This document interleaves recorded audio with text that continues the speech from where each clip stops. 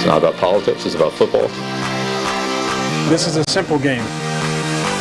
We're going to run the ball, and we're going to pass the ball. We're just going to play football, really. How good of a football player are you? I just get in and try to spin it. That's all. I just love the game. It really is the best time of the year.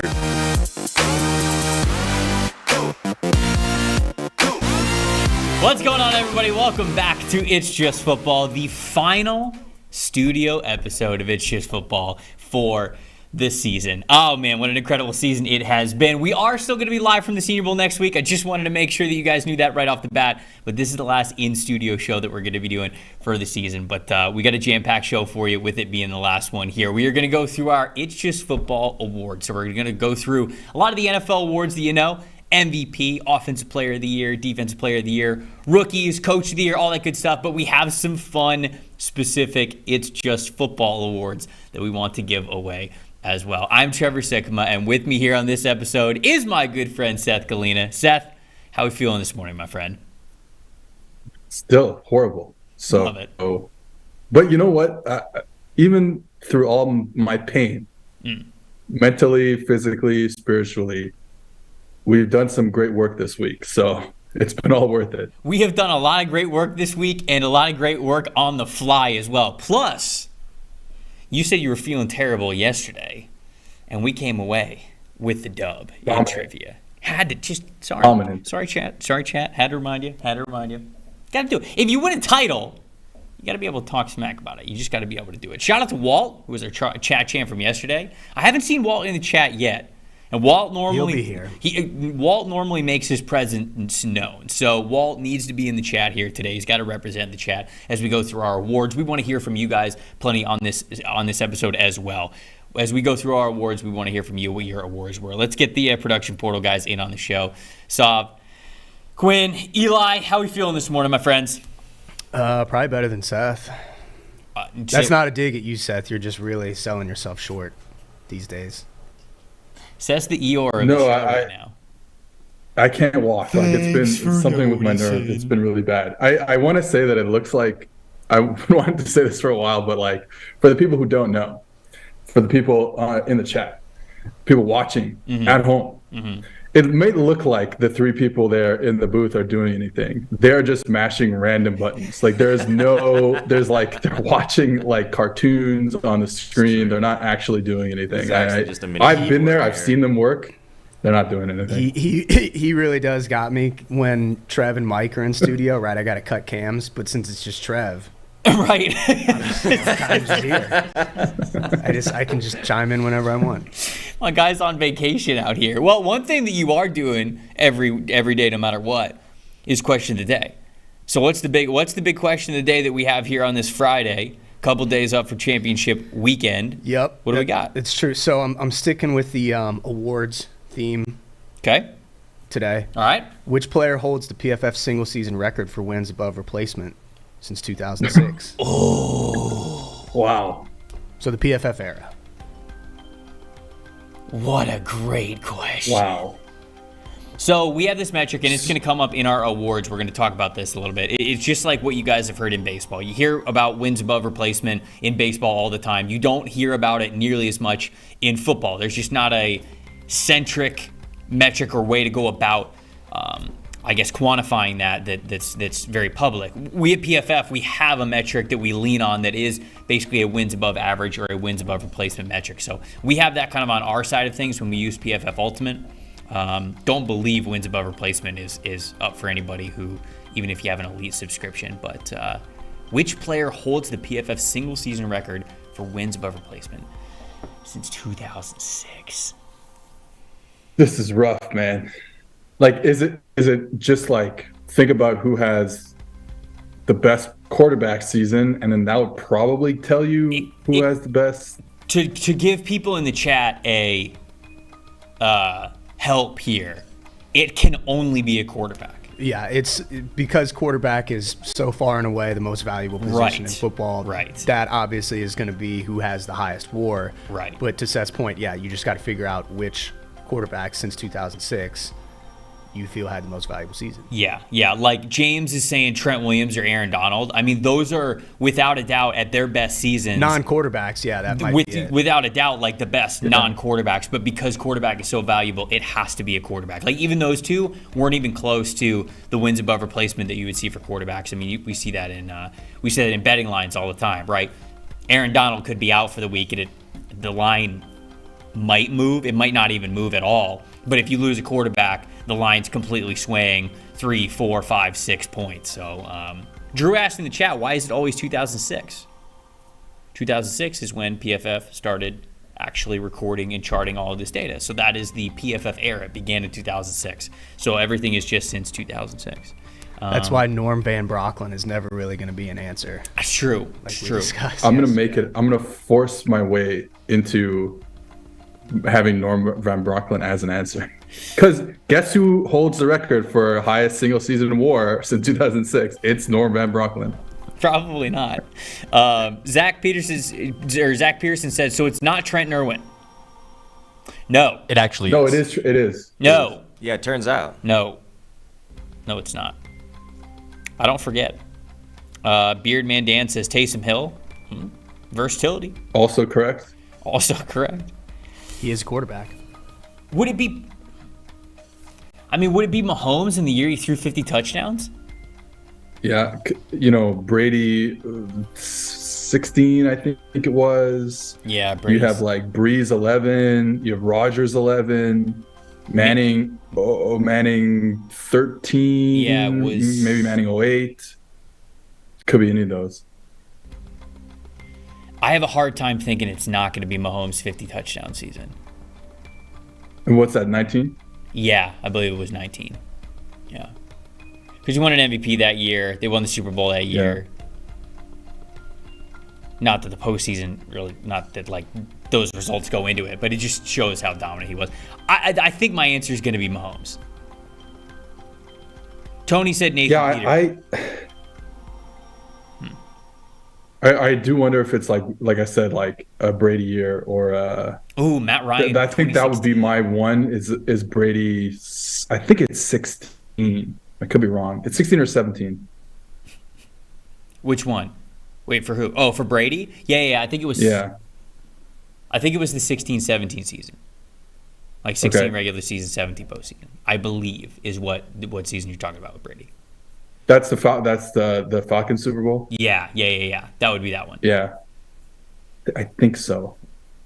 All right. There is a lot of really good guesses here, so I'm interested to see what our final guesses are going to be when we get to the end of the show. Seth, before we get to our awards, and most of the show is going to be dominated by the awards, we did have a head coach domino fall yesterday. Frank Reich got hired as the Carolina Panthers head coach. Your thoughts overall? What do you think about Frank Reich? Kind of like how he was out in Indianapolis and now him getting a shot with Carolina, which I learned this yesterday. I did not know this. Frank Reich was the first quarterback for the Carolina Panthers in the inaugural 1995 season, which I think is pretty damn cool. Hopefully that's not the reason why they hired him as head coach. Hopefully it was other reasons, but I did think that was a cool fun fact. But just overall, what do you think about Reich going to the Panthers? Well, the reason they hired him is because his daughter works in the front office. So that's where that is. Nepotism. No, I think with Reich, I always really liked Reich. I think he got the short end of the stick this year because, you have to put a lot on the coach and the head coach, and especially, running the offense. That was horrible this year in Indy, but I don't think anyone could have expected the massive regression by that offensive line and coinciding with the massive regression by Matt Ryan. So I still think he's a really good coach. I don't think he really deserved to be fired. I think he did so much well there and in Philly. So I think he's a good coach. I don't know how much this moves the needle because at the end of the day, it's like, what can you do with this quarterback that they're going to have there? I don't know who that quarterback is going to be next season, but we'll see. I don't think we can rely on like a 5-game sample of Sam Darnold being good at the end of the year. I don't think we can rely on, PJ Walker No, they're going to draft one. They're going to draft one no matter what. They're going to draft one. Yeah. But it's like, that's really where it comes to. I hate to always go back to this when it comes to the sport, but I will say that I think Wright can elevate somebody. I mean, he kind of, to a certain degree, he elevated Carson Wentz last year, right? Like Carson Wentz was not a good quarterback. Mm-hmm. Elevated him. Maybe it does happen again with Sam Darnold. Maybe it's Matt Corral takes a leap in the offseason, his first real offseason. So I'm kind of neutral about it to a certain degree. I do think Frank Reich is a good coach, so excited to see what it looks like. Yeah, I mean, I'm in the same boat. I think that Reich's a good coach. I think that he deserved a second shot. I think the way that things went down in Indianapolis, yeah, certainly he had his hand in some of the decisions that were made, but you go from Phillip Rivers to Carson Wentz to Matt Ryan. I mean, there's sure those are veteran guys, but there's not even stability there. You don't even get year after year growth with those players. And so Phillip Rivers at the twilight of his career, Carson Wentz clearly just not a great quarterback now, and then Matt Ryan fell off harder than we thought that he was ever going to fall off coming from Atlanta, because I thought in Atlanta he still had plenty left in the tank. At least that's what it looked like. Offensive line, like you said, going to shambles, which is it was crazy to think that was going to be the case, especially as one of the highest paid offensive lines in football. So there's a lot of things that I think were outside of his control, but I do think that he's a good coach. I'm glad that he's getting another shot. a lot of people in the chat are obviously talking about Steve Wilks, and I think Steve Wilks certainly did as good of a job as you could have possibly wanted. I mean, from him to come in and clean up that Matt Rule mess the way that he did, ton of respect to Steve Wilks. And look, Steve Wilks, he's a defensive guy, right? He's been a defensive coordinator the whole time, and he's just been on the defensive side of the ball whenever he hasn't been a head coach. I think they make the Frank Reich hire because of the quarterback position. They just want to make sure that they are going all in on the guy that knows the quarterback position really well. I don't think their franchise quarterback is on the roster, so I don't even think that they hired him believing that he was going to save Sam Darnold or anything like that. Just whoever comes in next, clearly they want Frank Reich to be there to be able to groom him just because of his expertise on that side of the ball. But I don't mean that to take away from Steve Wilks, and it feels a little weird. I'm happy that they hired Frank Reich because I think that was a really good move for them. But it also sucks for Steve Wilks. You know, he's been given the short end of the stick when he was the head coach in Arizona, and I think that he got an unfair shake there. And I think that with him in Carolina, it's like, how could he have coached that team any better? That took that team that did not believe in themselves, that was deficient on talent, traded away their best offensive player, and yet he had them, albeit in a bad division, in division contention going down to the second to last week of the season. So I just really hope that Steve Wilks gets a fair shot and a fair opportunity to be a head coach again somewhere, because clearly as a leader, he and as a CEO type of head coach, he proved this past year in Carolina that he has that ability. So I do feel bad for him. And I don't want to just feel bad for him. I want him to get a real opportunity. I don't know where it's going to be, though. So that's just kind of my thoughts. But I do agree with you. I like the Reich hire in a vacuum, but I can't help but think of what happened with Steve Wilks. Now it feels like he's getting the short end of the stick again. Yeah, that's kind of the issue here. But it's like, man, you look at it, it's like, you knew they were going to go offense because I think they feel comfortable like with the talent on defense that they could go and find a coordinator, a younger coordinator maybe, and working it that way. So you knew they were going to go offense. Frank Reich is a big name still in the sport, I think, being that he was a head coach, being that he was a former NFL player, being that he did play for the Carolina Panthers. So I'm not surprised. It just sucks that it happens a lot. It happens a lot to black coaches. It happens a lot to defensive coordinators. Yep. And there's connectivity there in those two realms. So it's very shitty. Yeah, no doubt about it. Let's get into some of these awards. Well, like I said, we will have a lot of common ones. You know, we'll start off with MVP, Offensive Player of the Year, Defensive Player of the Year. And this isn't necessarily who we think is going to win the awards, although I think there's going to be some overlap. It's who we would give the award to. So these are our awards that Seth and I are individually giving out for players around the NFL, but then we have some fun awards that we will give out after this. So we'll start at the very top, Seth, and we'll start with MVP. Who would you be giving MVP to after this regular season? Who you got? First of all, I don't have a vote. I don't want to vote. Like I know I'm part of the media. I don't ever want to vote for any of these awards. I just want to have fun and do them. And that's what I'm doing here. I want to vote.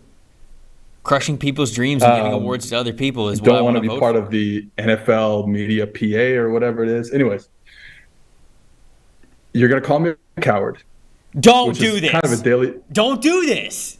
It's kind of a daily occurrence at this point.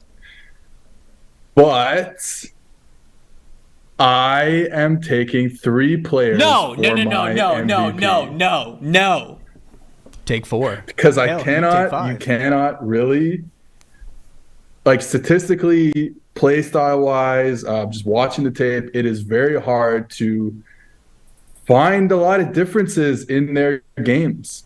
And Patrick Mahomes, Josh Allen, Joe Burrow are my MVPs. Like, that's kind of, I don't know. I don't know how to separate them. I really don't know how to separate them. That's kind of where I am. Like, I'm very sorry to everyone listening. I put some stats up there. Mahomes was second in yards per attempt to Burrow, first in overall just passing grade, taking out the rushing stuff. Here's where the Allen thing really caught my eye was only 37% of his yards came after the catch, which was second least in the league. Patrick Mahomes had 54%, if I'm not mistaken. So, like, to me, that's like just man, how can you pick between all those guys? I think Allen, if he doesn't injure the elbow, we're talking about him as the MVP because he continues that elite play throughout the whole season. They were missing a receiver. Like, they did not have two top receivers like Joe Burrow had. Okay, and then they didn't have an offensive line. And then Mahomes didn't have Tyreek Hill. And you know, Burrow without like kind of like a great offensive line. And I don't know. I just think it's so hard to pick between those three. They're the three best quarterbacks in the league, and they all need to know that because they're all listening to the show and they need to feel happy about themselves. I need everyone to just spam the letter C in the chat for coward. Yeah, chat's not too thrilled with you, Seth. I need everybody to just spam the letter C for coward in the chat here. Obviously, you are correct. These three guys are unbelievable. When you look at the MVP odds, Mahomes right now, minus 750 to win the award. So he's going to win it, right? This award's going to go to Patrick Mahomes. Next is Joe Burrow at plus 750. And then Josh Allen is third at plus 1,000. So that is just such a gap that we already know that Mahomes is going to win this award. C with a Seth with a C. Holy cow! Somebody just said Seth with a C. I understand my own limitations. Okay. All right, I actually picked one. I actually picked one of these, and I went into this thinking that I was going to select one, and after doing some research, actually going with another. My MVP is Joe Burrow. I'm going with Joe Burrow here. I'm not going with Patrick Mahomes. I understand the argument of Patrick Mahomes not having Tyreek Hill, and I'm also not trying to take away anything from Patrick Mahomes' season. But when I looked up the numbers of Joe Burrow versus Patrick Mahomes this year, it wasn't really close. This is just Burrow versus Mahomes. It's not that Burrow was number one in the NFL in all of these categories, but, you know, these two are guaranteed to be in the top 10, the top 5, the top 3 of all of these categories. Just Burrow versus Mahomes. Overall passing grade, Joe Burrow. Big time throw percentage, Joe Burrow. Turnover-worthy play, Joe Burrow. Passing grade, 1 to 9, so the short, Joe Burrow. 10 to 19, so the intermediate, Joe Burrow. 20 yards down the field, Joe Burrow. And introducing that WAR metric, the wins above replacement, Joe Burrow was very slightly ahead of Patrick Mahomes. To me, that's the MVP. In all of the categories in which Joe Burrow would have a chance or brings value against Patrick Mahomes, he was better. We had him graded better in almost every way. He was more efficient. No, he didn't have the raw stats. Patrick Mahomes led the NFL in passing yards, but in the more advanced metrics that we have, ones that grade efficiency, I think with context more than just the raw stats that we often like to cite, Joe Burrow is better. Joe Burrow is better in almost every category. So I have to go with Joe Burrow as my MVP for this season. I'll add, and I shouldn't be doing this because I don't think it's fair to the whole league, but if you subscribe to the theory that Joe Burrow was not right early on in the season because of the appendix, and you take away, like, obviously, you know, the first game they get killed against Pittsburgh. Well, they didn't get killed. I think it's from like week 6. Yeah. If it's from like week 6, and again, not fair because like that we're just like canceling random games, but like from week 6, he's the MVP. To me, that's pretty clear. But like then that should be your MVP anyways. That should be your MVP anyways, right? He also sat in the second half of that Carolina game because they were beating him to death. So he basically has like a game and a half less than some of these other guys. People are out here pissed at me. Yeah, in the people chat are crucifying you in chat. That I'm not going with Joe Burrow, or that I'm not going with Patrick Mahomes. I just laid out for you why. People are more mad at you. They 100% are, and picking Joe Burrow of all people than me for saying being cowardly. I'm not just going with the chalk. Mahomes has had a phenomenal year. Him doing what he's doing without Tyreek Hill shows that he is one of the most unbelievable quarterbacks that we have in this era. There's no doubt about it. He has done some incredible things. I'm not taking any of that away from him. But when I looked at every single category of Joe Burrow versus Patrick Mahomes, which was a full season, including going back to week 1, Joe Burrow was better and more efficient in almost every way. Every single way. You want to tell me like, oh, you know, he has look at the receiving core he has T. Higgins, he has Jamar Chase. Patrick Mahomes has one of the greatest tight ends, maybe the greatest tight end ever play the game, right? Don't tell me that doesn't matter. You know, you look at the offensive line. Chiefs offensive line, better than the Bengals offensive line. And it's not like the Chiefs, people are like, oh, he doesn't have Tyreek Hill. It's not like he's throwing to bums. He's got Juju Smith-Schuster. He's got Mecole Hardman. He's got Kadarius Toney. Like, these guys are fine players. So, I don't know. Yeah. I don't know. You guys, no, I think, but I am totally fine with this pissing people off in the chat. Because to give Joe Burrow this recognition, I think at the very least, the fact that Patrick Mahomes is minus 750 to win MVP and Joe Burrow is plus 750 is ridiculous. If you want to give it to Mahomes, fine. They are close enough to where if you wanted to pick Mahomes, it's totally fine. I have nothing wrong with that. But for the gap to be this crazy and for me to say I'd give it to Burrow and people to react the way that they are, that's, I think, what the issue is. So you know what? I'm not picking Joe Burrow because I'm taking a stand, but I guess I'm taking a stand here. I think like it's always gonna. This is coming back to my argument, but it's always going to be tough to figure out to isolate these guys, and we're trying our best at PFF, but like it is incredibly hard. And guess what? That's why there's a 3-way tie on the real ballot for MVP. Allen, Mahomes, Burrow. You could go either one. I think Allen gets the short end of the stick this season. He was great this year. A lot of turnover worthy plays, I understand that. Made up for it with the big time throws. And like you talk about like comparing the two supporting casts, it's like we have decided that Andy Reid is a great offensive coordinator. We have decided that Zach Taylor is not a great offensive coordinator. So that's another thing in Burrow's favor in that sense. And again, but not to take away from Mahomes. We talked about it the other day. It's so funny because I think on the Wednesday episode, we talked about how people were underrating Patrick Mahomes to a certain degree because we did the Burrow versus Mahomes thing and kind of like who we thought, kind of going forward. It's still Patrick Mahomes. Like, I'm sorry, but it's still the S tier player we've never seen before. But it's okay if he doesn't win the MVP this year because I think some stats have been overblown from Mahomes.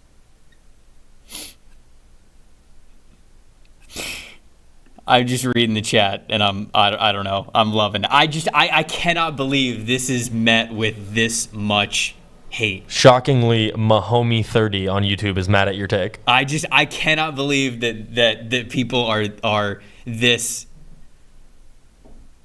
pro Mahomes on this. It's so much closer than you guys are willing to admit, I think. But okay, we cannot spend all day on this one. I knew that this would get the people ready as we started this. Offensive Player of the Year. I think this one's going to be a little bit easier. This one will be a little bit more of a softball. Maybe we can get the chat back on this one. Seth, who is your Offensive Player of the Year? Justin Jefferson. Has to be. It's pretty obvious. He's mine as well.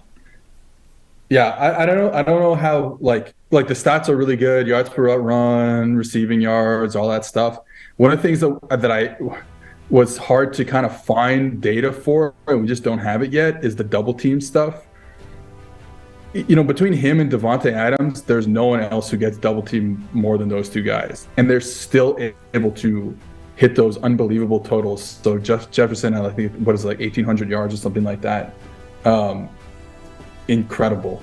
He's the best receiver in the league. It's not even close, and he carries that off. Like, you could not have. There's not many people like in the same situation in Minnesota. There's just not many other receivers who could do the same stuff he did. Again, being double covered as much as he was. I mean, I totally agree with you. I mean, my answer here is Jamar Chase for offense. No, I'm just kidding. I'm totally kidding. I literally heard them laughing in the other room. Mine's obviously Justin Jefferson. He was so unbelievable this year, even from week 1 against the Green Bay Packers when he put on that performance. He's just been on the gas pedal ever since. And I know that this is not a cumulative award, but when you look at what Justin Jefferson has done over the last 3 years, it's been unbelievable to watch. How is someone consistently this good? And not even consistently this good, getting better and better. This was the best year of Justin Jefferson, and that is really saying something for what we've seen over the couple of years that were before it. So look, whether it's whether you want to say the receiving yard totals, total catches, wide receiver usage rate, like touchdowns, whatever it is, they utilize this guy all over the field no matter what, and he is truly the offensive player of the year. If you're not giving it to quarterback, if you're taking the kind of like value part of the equation out of it, and you just go to who is the best offensive football player, I think that was Justin Jefferson this year. It's hard to argue against that. Defensive player of the year. What about that, Seth? What are we going with? So this is where I'm going to start having a little bit of fun. He obviously, my guy could really have been defensive player of the year. He won't get it.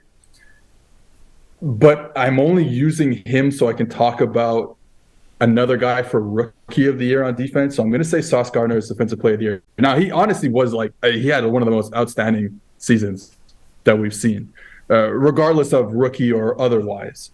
Chris Jones, Nick Bosa are probably going to win the award. But Sauce Gardner, man, like you see here, over a quarter of the balls thrown at him, he made a play on them and forced an incompletion. That is insane. Not even just for a rookie. I mean, like this is for all cornerbacks. Incredible season. We saw it last year coming out. We thought like, oh, maybe he's a little too frail, too lanky. He gets his nose dirty in the run game too. Like he makes tackles, dude. I think only missed 3 tackles in the pass game. Just like incredible technician. The long arms, can do it all really. So to me. And it's always tough, like, one of the issues with defensive player of the year and just rating defensive players is like we've kind of figured out, we've solved to a certain degree defensive line play. So it's like, it's so obvious, right? Like, are you winning one-on-ones or not? It's on our TV screen every time. Sacks are huge plays. They happen more frequently than interceptions. So, like, in my opinion, so like, Bosa, Parsons, Chris Jones, player of the year for sure. But I wanted to say Sauce here just so for a later conversation I'm going to have about defensive rookie of the year. I'm not going to lie. You filled out the sheet before I did, and you put Sauce as defensive player of the year. And I was like, that's crazy. I'm going with Nick Bosa. Like, Nick Bosa is my guy. And then I looked up more stats of just how good Sauce Gardner was, even compared to other corners. And I am also picking Sauce Gardner as defensive player of the year. Now, I'll get to the edge rusher guys in a second because they were incredible. I'm not taking anything away from them. But this man dominated an incredibly difficult position that is so tough to come in right away as a rookie and even play adequate, let alone elite. Best coverage grade, most forced incompletions per target, which he was targeted a ton. Guess what? Because he's a rookie.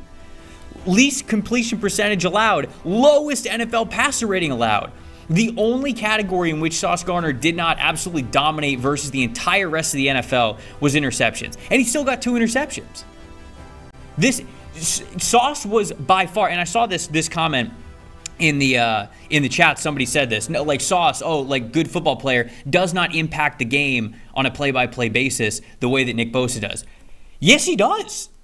Whoever he was going up against, he was blanketing. Whether that was the team's number 1, number 2, whatever, he absolutely impacted the game every single play. The ball may not have come his way, but that's the entire point of playing corner, is that you are such a great cover corner that you don't even want to throw, that you don't even want to force a throw to be thrown your way. And so not only was he blanketing these guys and having the lowest passer rating allowed, but it was just every single play this guy was dominant every single week. And for a position that is so up and down. For as much as I respect what Micah Parsons, Myles Garrett, Nick Bosa do every single week because they go up against some really great offensive tackles around this league, pass rush is often something that is more of a constant than cornerback play. Cornerback play naturally is so up and down every single week. Different coverage game plans, different wide receivers you're going up against, what is asked of you, and yet no matter what, every single week, Sauce Gardner dominated. So I would put Sauce at number 1. I'd put Nick Bosa at number 2. Nick Bosa had a phenomenal year. Again, I don't want to take anything away from him. But when you can actually look at what Sauce was able to do from a coverage perspective and understand how difficult it is to do that job,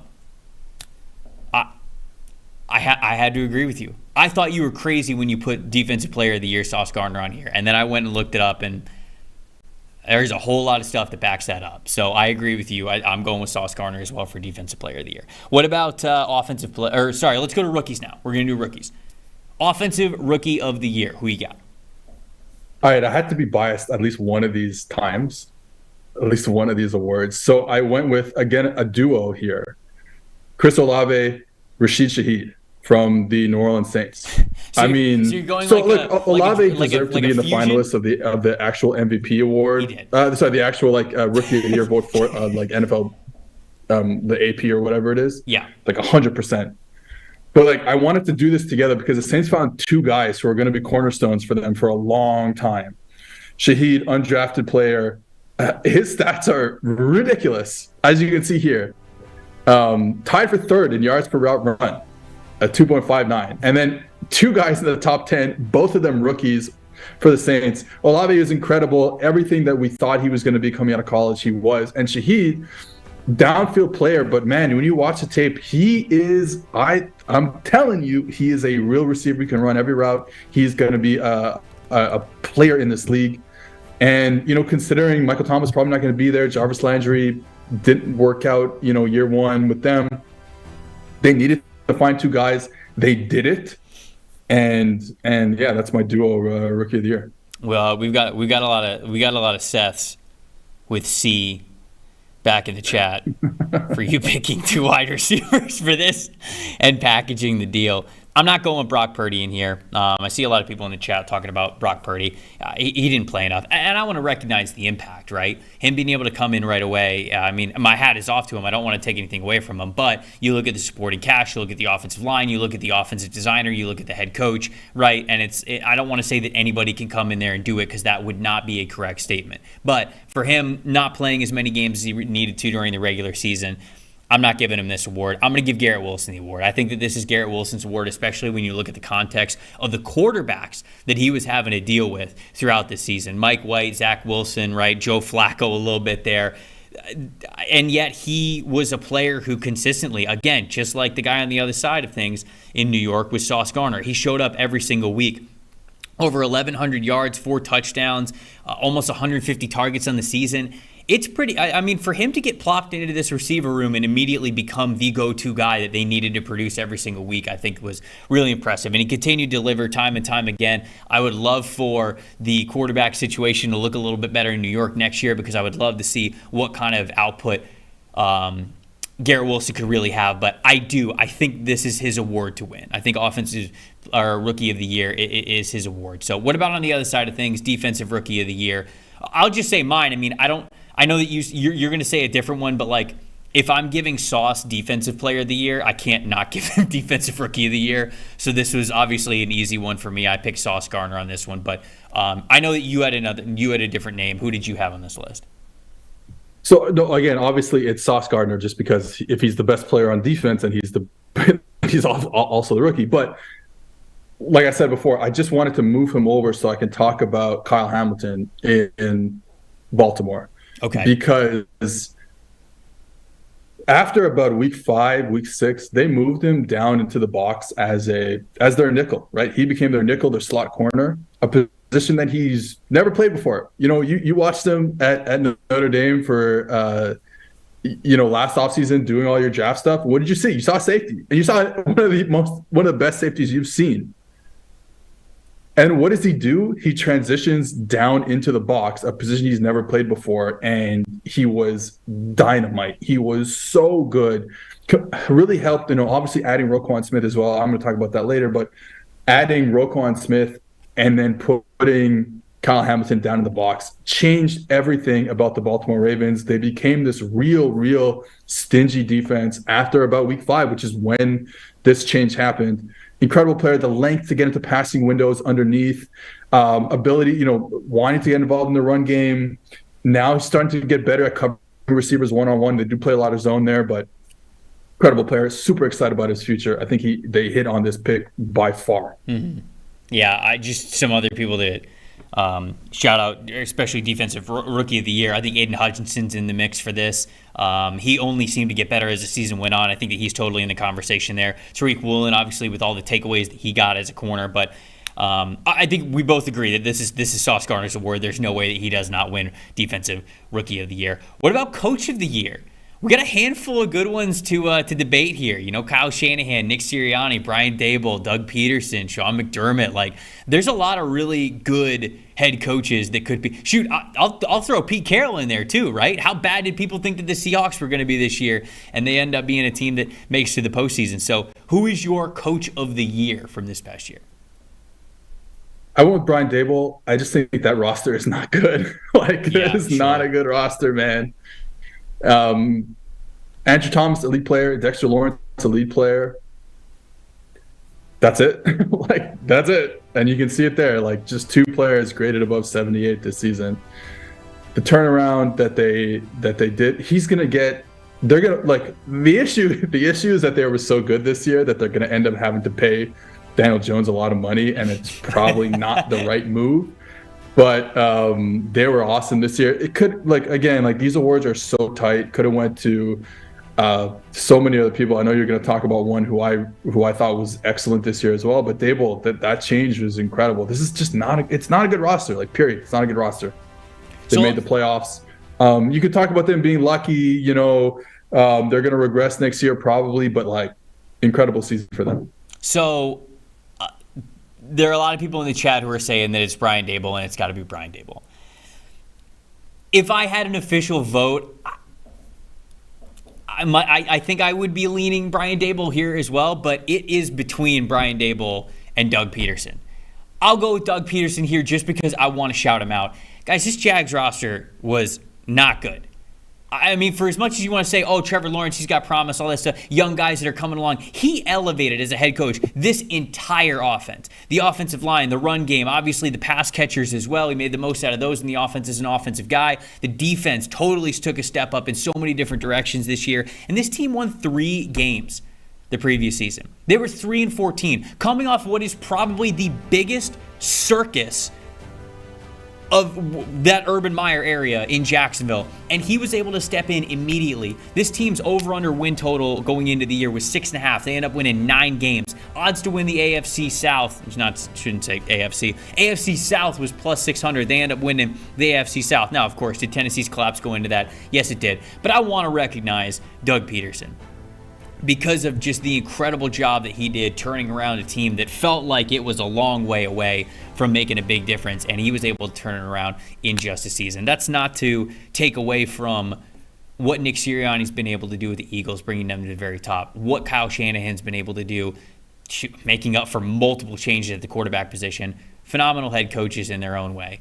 But I wanted to give a nod to Doug Peterson because of how difficult I felt like it was to bring them out of the pit that Urban Meyer had left them in and where that organization was. Shoot, man, psychologically, I think a lot of people on this roster were probably going into last offseason questioning everything, whether or not they even wanted to be in Jacksonville, how they were ever going to get better. They were probably thinking about, all right, how do I get out of my contract as easy as possible? How do I get out of Jacksonville as easy as possible?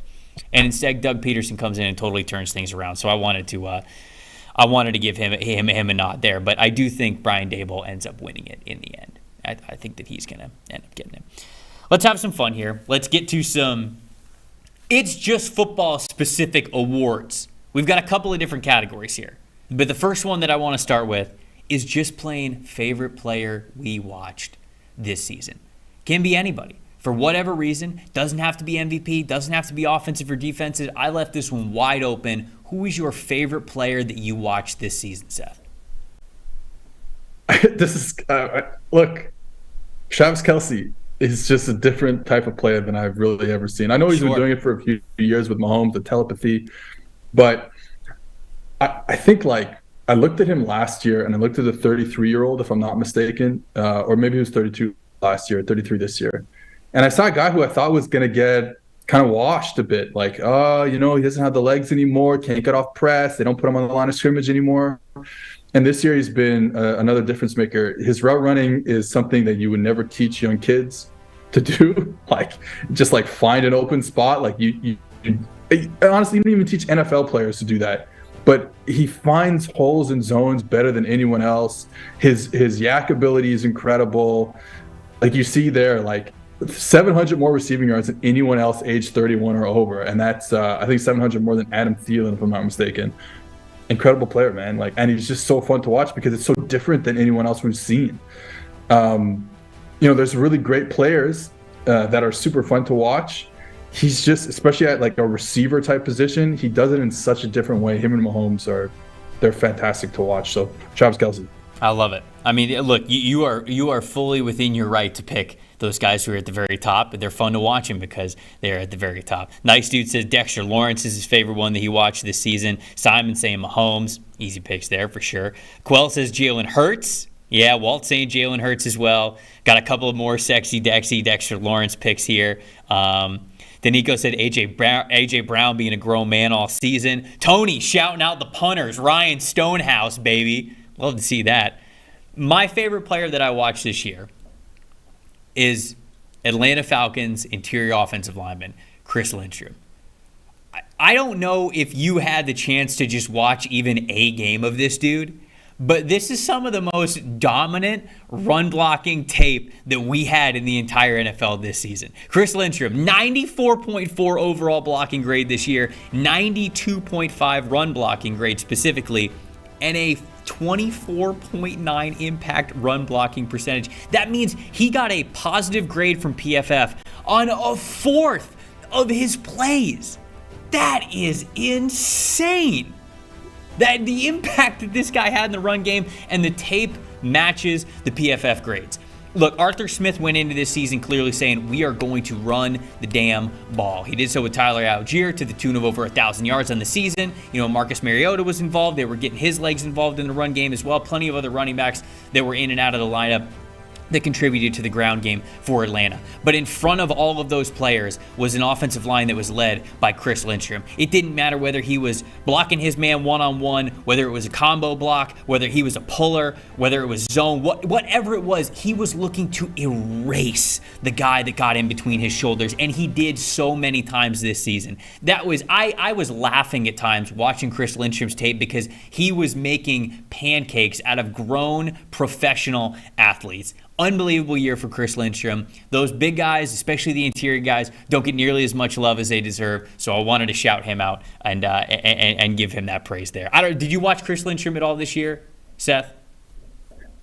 Yeah, I watched a bit. He was actually he was like in my top bot, like final three for the next award we're giving out. Okay. So like, yeah, I thought, and who knew that this guy was going to take the leap that he took this year? Good player for sure. But to be like the best guard in the league and on a running football team, everyone knows you're running the football. Incredible season.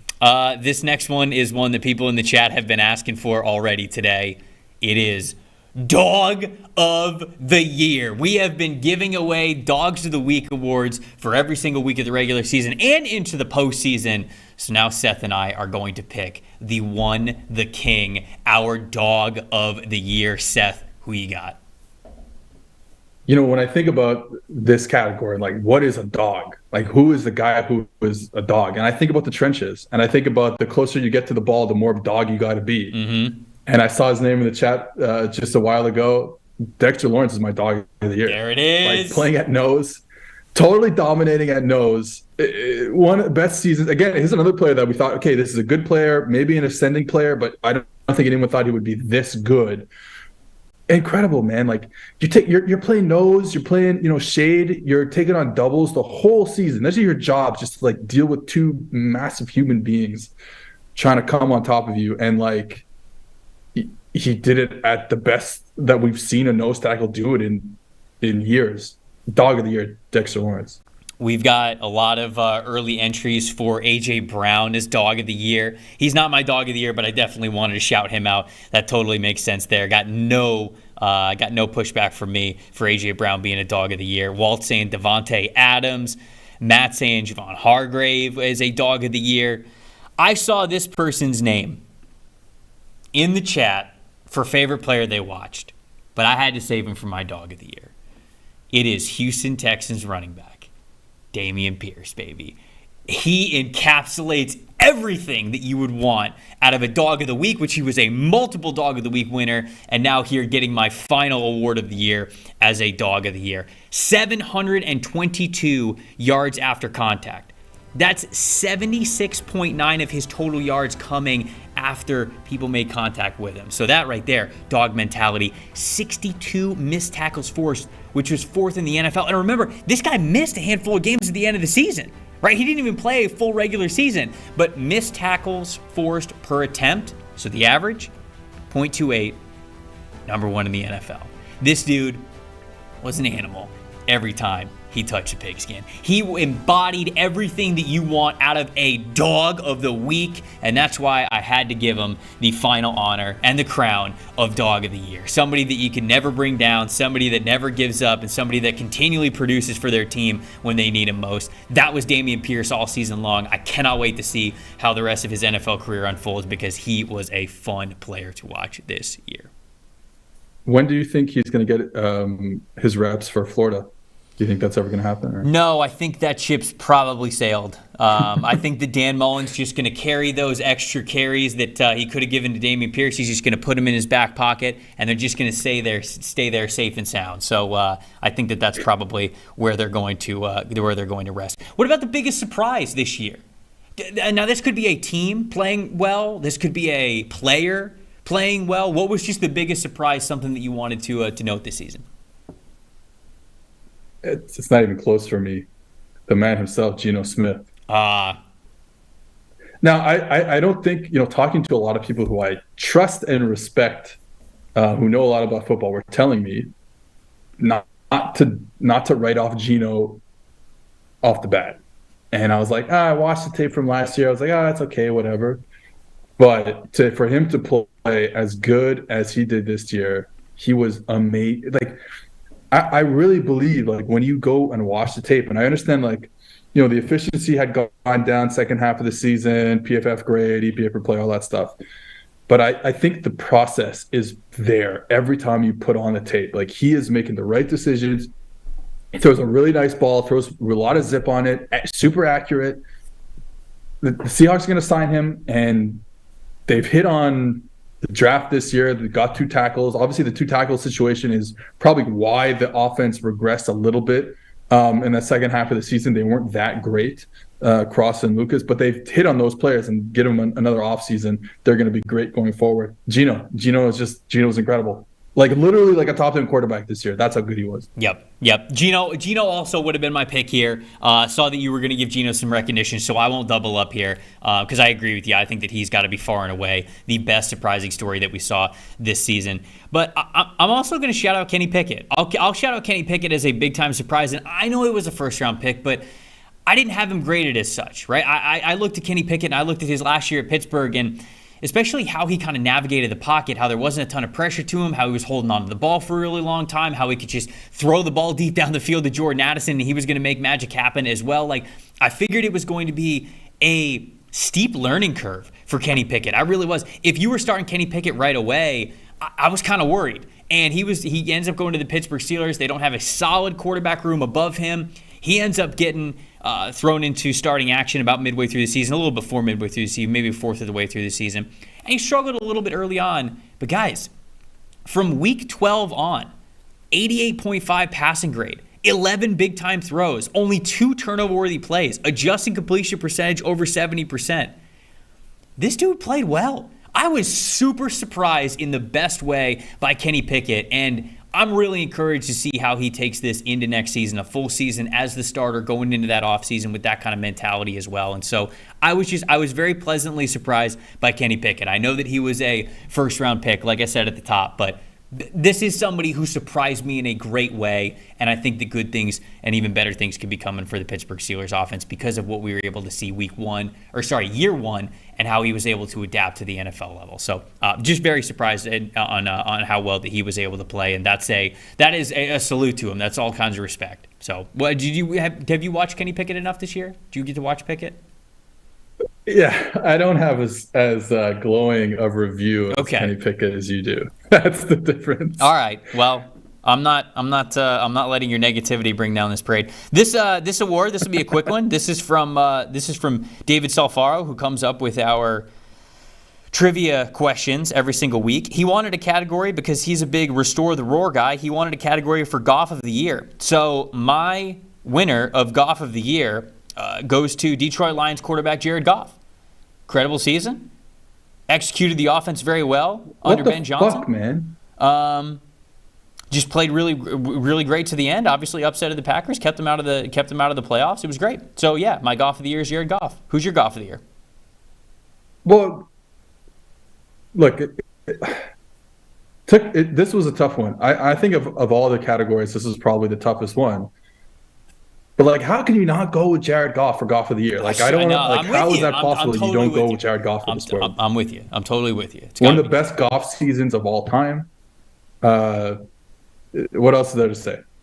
No, there's not much else to say. These, I think the chat's definitely agreeing. You know, Drew, you said it's Goff. It's got to be Goff, hands down. Quells, Jared Goff, 100%, absolutely. David Salfaro, who's in the chat, said Goff got to be the Goff of the Year. I don't think there's any doubt about that. So, yeah, Jared's the king of Goffs. Jacoby said Daniel Jones. No, I couldn't go with Daniel Jones for Goff of the Year. I think I gotta stick with Goff. All right, this next award is called The Haters Are Furious. Seth, how are the haters furious this year?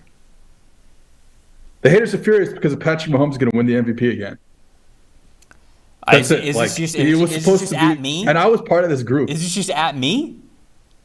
Yeah. No, I'm kind of part of this group because I saw them through the middle part of the 2021 season, and I was like, maybe this is the end. You trade Tyreek Hill, Kelsey. We talked about him earlier. Didn't look like Kelsey for a lot of 2021. Mahomes didn't like Mahomes. Didn't look like Mahomes for 2021. Guess what? MVP. Like, I don't know. He's so good. He's just so good. That's what it comes down to. The haters are furious that Patrick Mahomes is going to win the MVP again. When a lot of people said that they might not win the division. We talked, oh my God, Russell Wilson's here, Devontae Adams is here, the Chargers made a lot of good moves, and they have Justin Herbert, and guess what happened? You're right. First seed. MVP. Phenomenal quarterback. One that if he wins MVP, absolutely deserves it for the performance that he has. See, chat? I'm being nice about Patrick Mahomes. The haters are furious is along the same lines. It's Daniel Jones.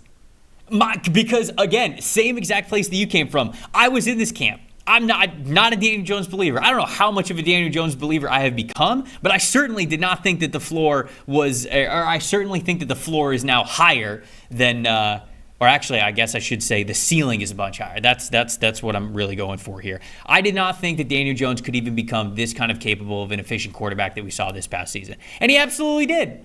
Brian Daboll, there's a ton of credit for it. That's why a lot of you guys talked about him as a coach of the year. I definitely understand that. But at the end of the day, ball was still in Daniel Jones' hand. He was still the one throwing it. He was still the one tucking and running it. He was the one who was out there making plays. Did Brian Daboll make it a little bit easier? Sure, but look at the receiving cast that he was able to elevate the way that he was, right? I feel like even Saquon Barkley was able to be alleviated because of the rushing threat that Daniel Jones could consistently be. So I think a lot of people wanted Daniel Jones to just straight up fail. Ton of people were just like, get the bum out of here. He's never going to be anywhere near what he needs to be to even be a fringe playoff quarterback. And this is what he was. And they ended up even winning a playoff game. Were the Vikings defense the best defense in the NFL? No, it wasn't. But I think the haters are still furious about Daniel Jones. Am I saying he's going to win MVP? Am I saying he needs to be a $250 million quarterback? No. But I am saying that the haters are furious. Oh, yes. sorry. Yes. Yeah. Actually, $350 million.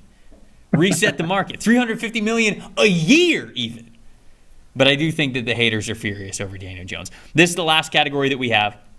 Front office move of the year. So we took last offseason out of it. So it's just from August on, like training camp on, what was your front office move of the year? Could be a trade, could be a signing, could be an extension, could be a coach firing, whatever it is. What was your front office move of the year?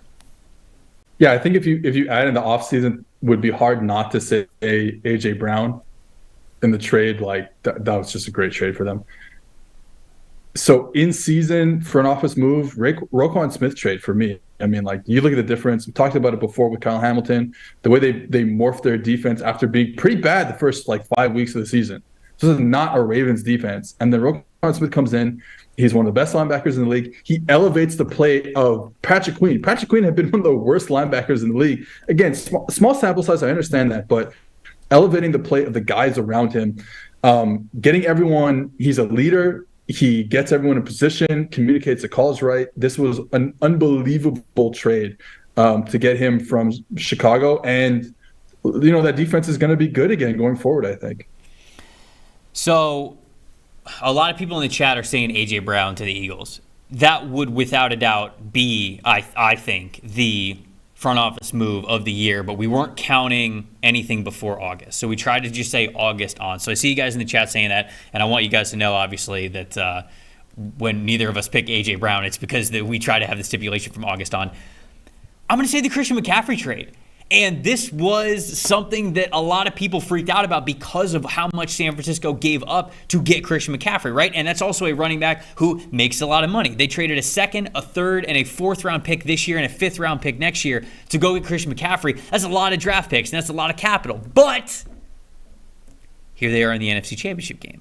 Here they are with Christian McCaffrey maybe being that piece that gets them over the top. And I don't think that you can evaluate trades in a vacuum exactly the same. And when I look at McCaffrey, I looked at, they gave up a ton of draft picks this year for McCaffrey, but it's not like they really pay for it after this. It's not like the draft. Sure, like they don't get to draft a lot of rookies, but the team is already solidified. This is already a good football team. Instead, they just got to elevate themselves with one of the best playmakers in the game that could make all the difference in the world, even if it's a small margin, to them winning a Lombardi trophy. And to me, that's totally worth it, especially for a team that really doesn't need draft picks at the moment. They just want a premier talent that they could get out there in the field. McCaffrey's one of the best. He brings one of the highest value levels that you have for a player who's position label is a running back because of what he could do in the passing game as well. And I think that the 49ers putting their pedal to the metal, noticing that this could be an all-in year for them, this could be a Super Bowl year, even with some uncertainty at the quarterback position,